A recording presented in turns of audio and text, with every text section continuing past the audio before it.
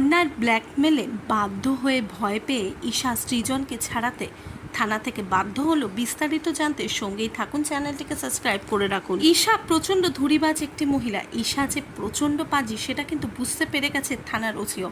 তার জন্যই কিন্তু পর্ণাকে বলেছে যে ঈশা যদি কোনোভাবে সৃজন দত্তের বিরুদ্ধে সেই ফাইল করা যেই রিপোর্টটা সেটা যদি উঠিয়ে দেয় তাহলে কিন্তু একমাত্র বাঁচানো যেতে পারে। তাই পর্ণা মরিয়া হয়ে উঠেছে কি করে ঈশা দুর্বলতার সুযোগ নেওয়া যায়। ঠিক এই কারণে কিন্তু এই কারণেই ঈশা পেছন পেছন ঘুরে পর্ণা অবশেষে কিন্তু ঈশা দুর্বলতার সুযোগ খুঁজে পায়।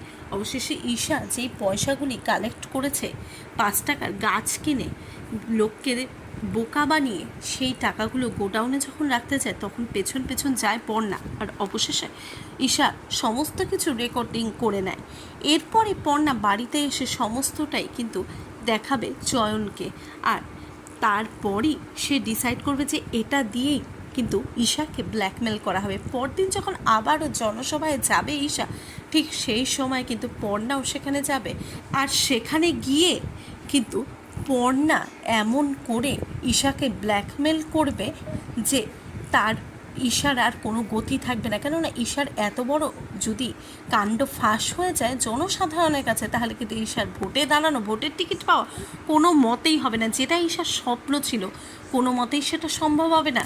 ঠিক এই কারণে কিন্তু পর্ণার এই ভিডিও দেখে চমকে যায় সে কোনো কথা না বলে পর্ণার কথায় রাজি হয়ে যাবে, আর তারপরে ঈশার আসল মূর্তি প্রকাশ পাবে।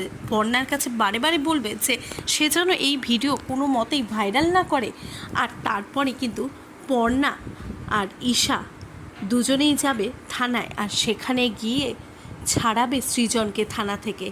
এরপরে কি পানিশমেন্ট হতে চলেছে ঈশার, কেননা থানা থেকে যেই অভিযোগে সৃজনকে ফাঁসিয়েছিল ঈশা, তাহলে কি ঈশার যোগ্য উচিত শাস্তি হবে, নাকি আবার মন্ত্রীর বউ বললে সব কিছুতেই পার পেয়ে যাবে? আপনাদের কি মতামত এই বিষয়ে? ঈশার কি যোগ্য শাস্তি হওয়া দরকার? প্লিজ আপনারা আপনাদের মতামত অবশ্যই কমেন্ট বক্সে কমেন্ট করে জানান।